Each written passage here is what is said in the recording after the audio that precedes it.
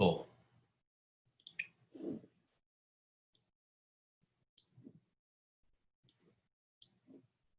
So this is the source voltage. That one's not going to change either. We're going to put it on AC.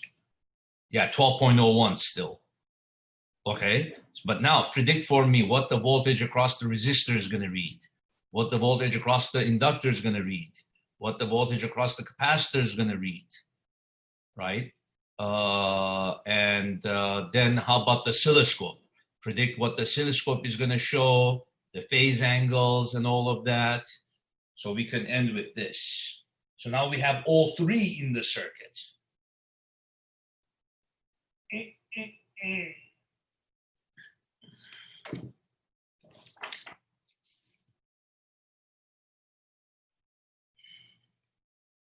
Calculate the XL, XC,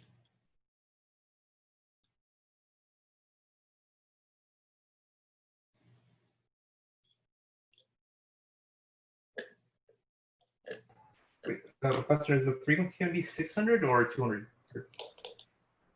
Oh yeah, I don't know why I wrote 600. 2 pi 200. Yep. 200 times 0.02. So XL.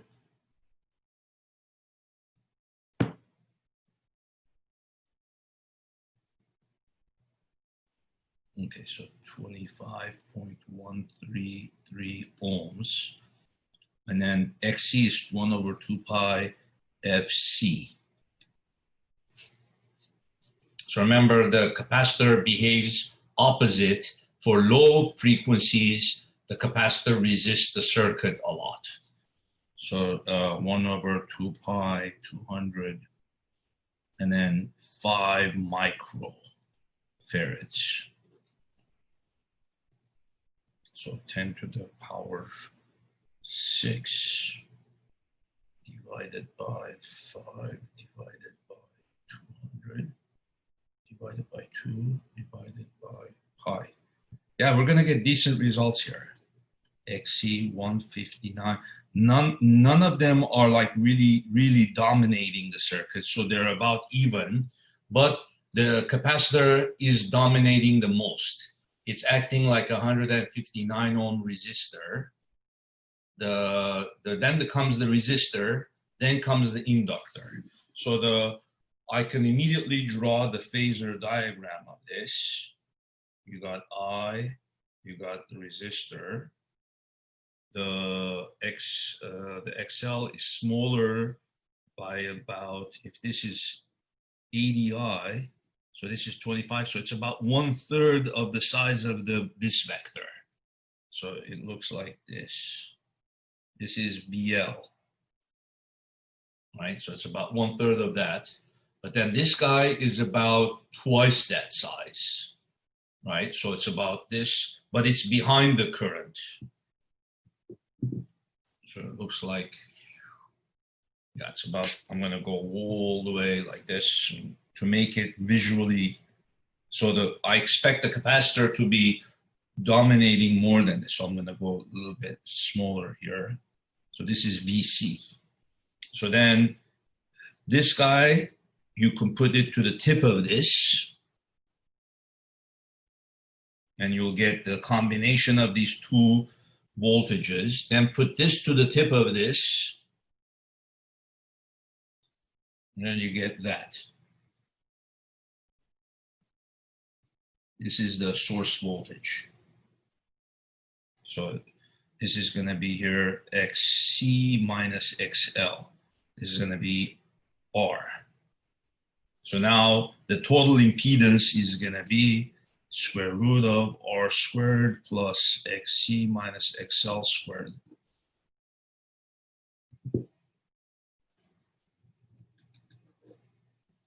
$80 squared plus 159.155 minus 25.133 squared.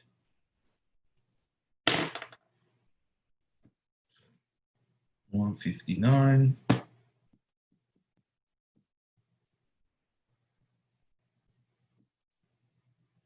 squared plus 80 squared equals square root. Okay, the total impedance 156.083 ohms, and the phase angle. So the source should be, the resistor should be tangent of phi is going to be XC minus XL over R. So technically, in this case, we say the phase angle is negative because the source voltage is behind the resistor voltage. So this is VR. Yeah, so we could say, we could put it this way, XL minus XC. And XL is smaller than XC. So technically, the phase angle comes out negative. You see, so tangent of phi 25.133 minus 159.155 over R.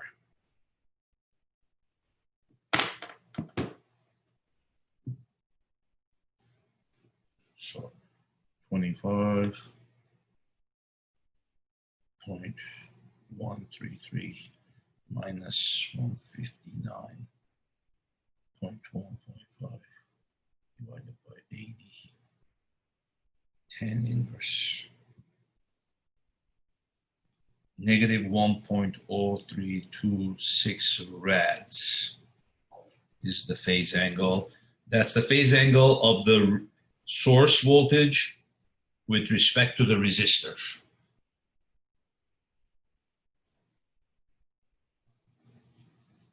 Or with respect to the current also, the current in the circuit. Okay, what else? Okay, now we could check what the current in the circuit should be. I root mean square. It's going to be 12.02 because that's the V root mean square of the source divided by the new Z.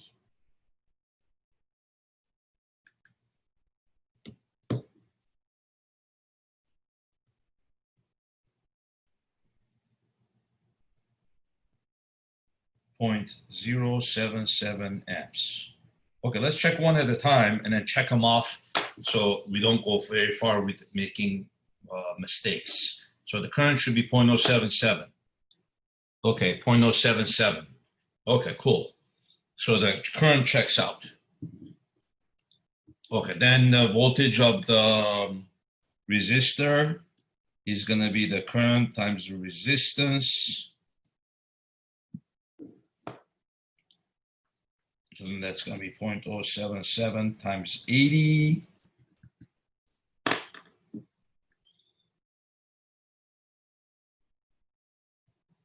.16 volts.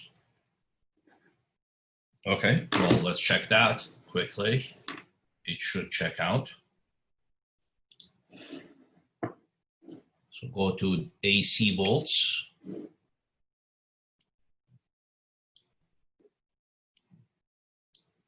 .17. Okay, nice. Cool, cool. Okay, we're good there. Then what?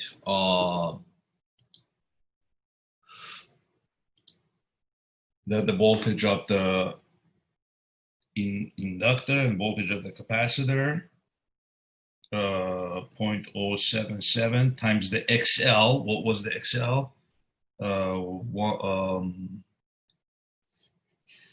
25.133. 0.077 times 25.133. 1.94 volts. Okay, so the voltage across the inductor should be 1.94. Okay. Okay, here we go. Checking out. Let's see, 1.94? No. No, 22.69. We have to ground this black one with the ground of the function generator. In other words, the other ones that it's giving us, it's not the correct one. So let's see if I go like this. Put the inductor here, then put this here. Ground. Now check the voltage of the inductor. Got it. Daniel, let's celebrate. Oh, you see that? It was weird. This was in the middle and it wasn't grounded. You see the black of the function generator has to be grounded with the ground of the function generator, with the digital multimeter. Yeah. Now the voltage of the capacitor.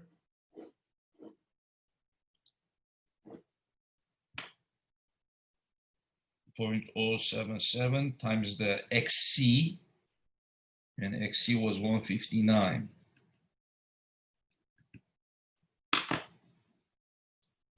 Times 59.155. 12.25 volts.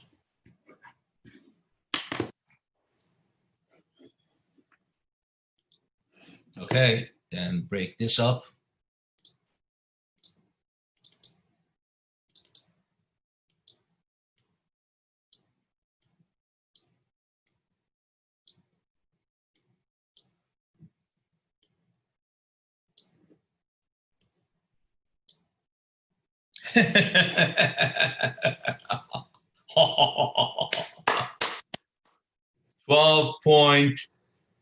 .25 volts. Nice.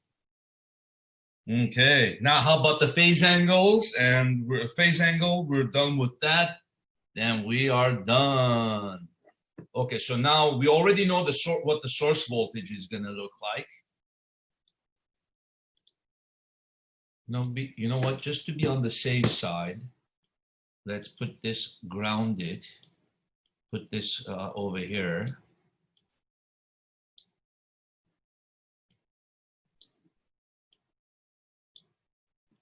Oh. So how many divisions is it ahead of the source voltage? Okay, so you see this is 0.2, 0.4, 0.6. This is 0.6. And then 0.8 is here. So slightly more than 0.8, right? Slightly more than 0.8. So maybe 0.85, 0.84, 0.84, let's say. 0.84 divisions.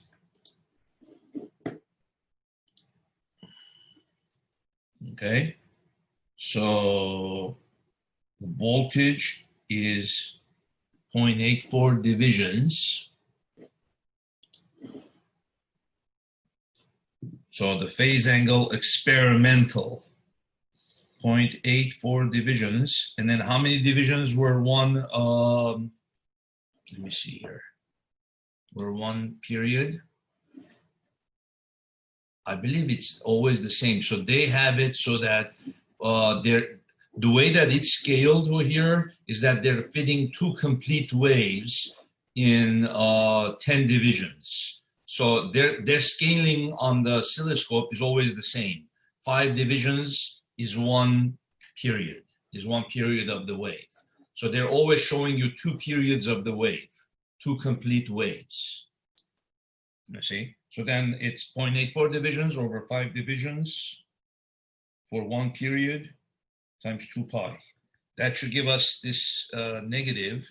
But of course, the reason it's negative is because the source is behind. The source is behind the resistor voltage. So we could put the negative ourselves, like that, 0.84.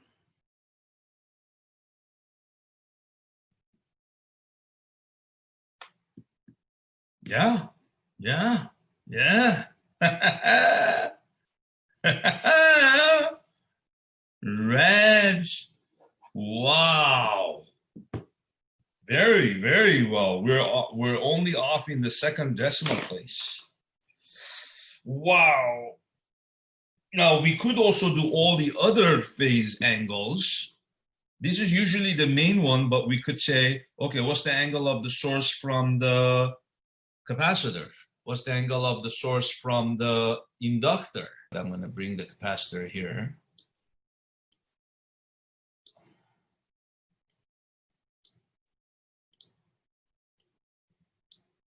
Okay, so now, the capacitor is behind, right? It's behind the source. That makes sense, right? It's behind the source. Nice.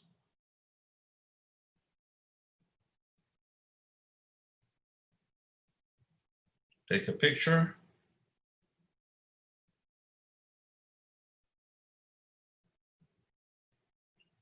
And while we're at it, why don't we try the inductor?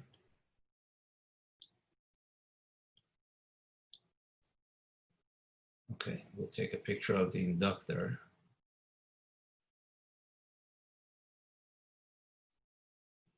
It's weird. Always something funky happens.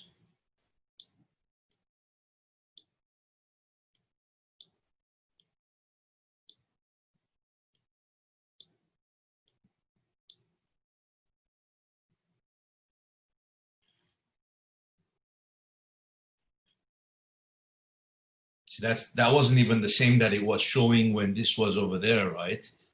So this is 0.4, right? And then maybe 0.45, 0.45, something like that, divisions, right?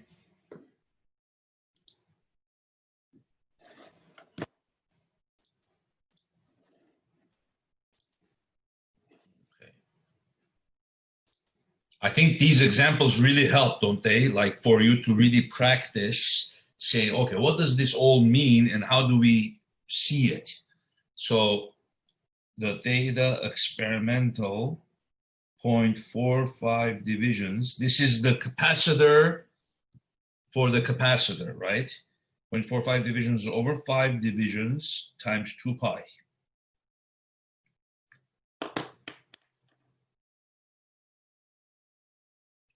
.45 over 5 times 2 times pi.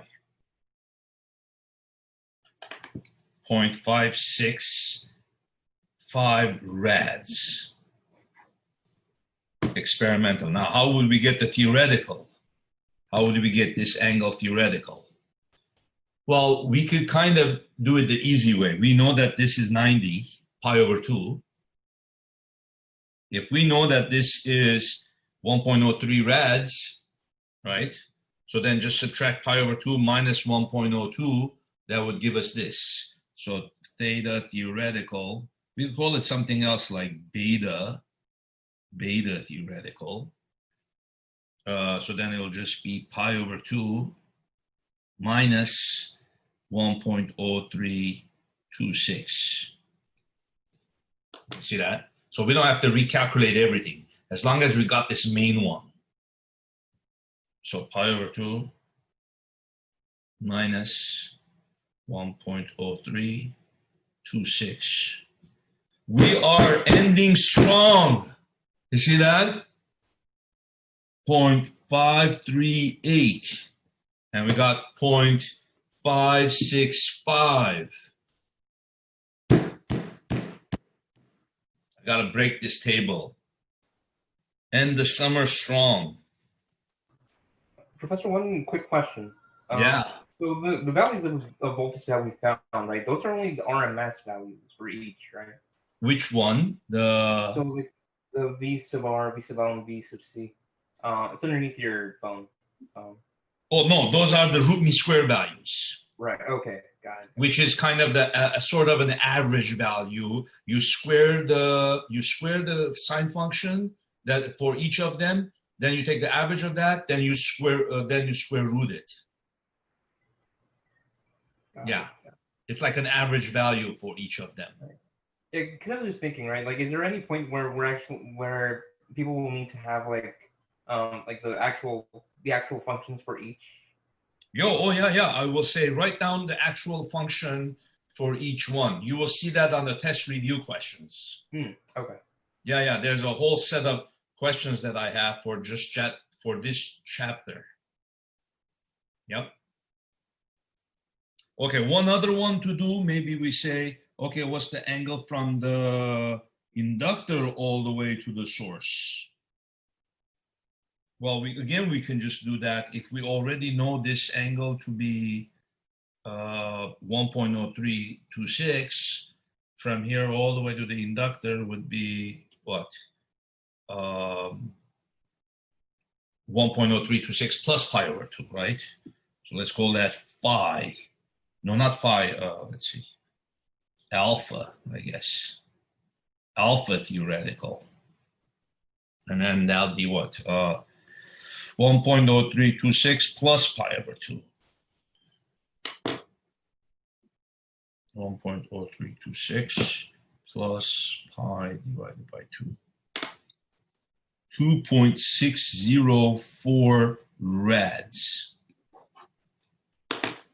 So that's the theoretical, right? 2.604 rads.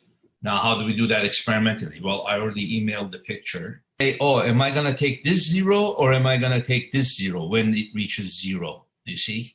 If you take this 0, it makes it look like the inductor is behind the source voltage. If you take this 0, it makes it look like the inductor is ahead. So which one do you take? Most people would probably look at this one because this is too far, right? They'll say, oh, no, it can't be that one. That can't be the phase angle. It's got to be this one because they're usually close. But it's actually this one. That's the true one. Why? Because we have to compare like things to like things. Remember, when the source voltage is going through the origin, what is it doing next? It's rising. Do you see? It's hitting 0 and then it's rising. So we got to look at the time when the inductor voltage reaches 0 and then rises, not reaches 0 on its way down. You see? You get it? Got that, Daniel? So it's this one that you compare. So then obviously the inductor is way ahead of the source voltage, right? So now how many divisions is that? 1 division, 2 division, probably almost 2.1 division. It's a little closer to the 2. So I would say 2.07 divisions. Maybe 2. Yeah, because this would have been 2.1 right there. So I'm thinking 2.08 divisions is, I'm going to say. 2.08 divisions. Okay, so now, and with that, so the alpha experimental will be 2.08 divisions. You see, the inductor should be way ahead of the source. You see, way ahead. 2.08 divisions over 5 times 2 pi. 5